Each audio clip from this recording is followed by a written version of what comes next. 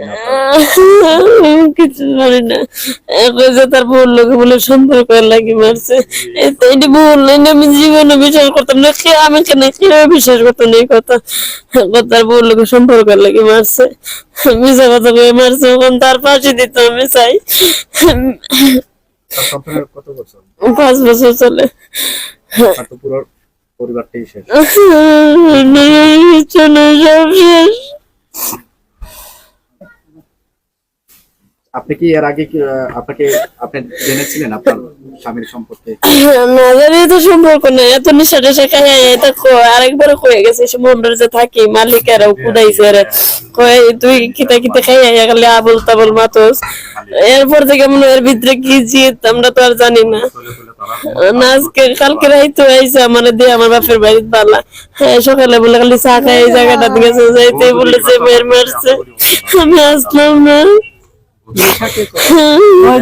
আপনি এখন কি চাচ্ছেন?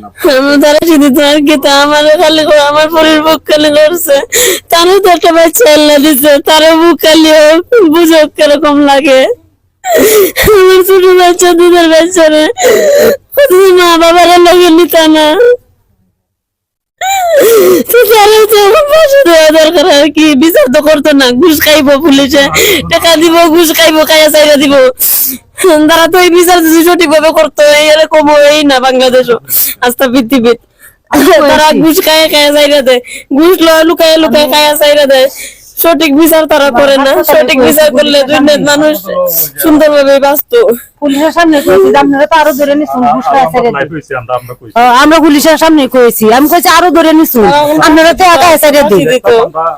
আমরা যাই পাশে আর পুলিশ আরো আসে, পুলিশে আরো আসে। আমি কইছি অন্য আর কিস্তা না না বলেছে আমার করাটা দর্শন তো ছিল না, বলে রেফার ধরে দিতাম তে একটা পুলিশ স্যার, পুলিশে তো ঘুষ খায় ছেড়ে দিত, এই কথা কইছি। ঠিক আছে না? এখন রিমান্ড নিলে হ্যাঁ কইতে পারবো, কিন্তু এখন আপনি আমার কাছে জিজ্ঞাসা আছেন, আমি কইম যে আমি কিছু জানি না। যখন আমার রিমান্ড নেবেন তখন আমি অবশ্যই কইমু, ঠিক আছে না কথা? তবে একজন মানুষ এইভাবে মারতে পারে না। 30টা না 35টা গাই দিছে, এর মধ্যে আপনি ঘুষ মারছে, মানে রকেট পেলাইছে। আপনি কি হারবেন আমারে? এইভাবে কি আপনি এইভাবে কি যতই জানুয়ারটা হোক আমারে ভাববো এইভাবে মারতো, আমি কি দিয়াম তারে? আমি তোমার তাতাম না আরেকজনকে। অবশ্যই এর লগে আরো মানুষ আছে। আমি চাই যে পুলিশ প্রশাসন এটা তদন্ত নিয়োগ, এগুলা সঠিক তদন্ত নিয়ে হাইরা দোষী বাইর করুক, বাইর করিয়া সুন্দর সুস্থ বিচার করুক।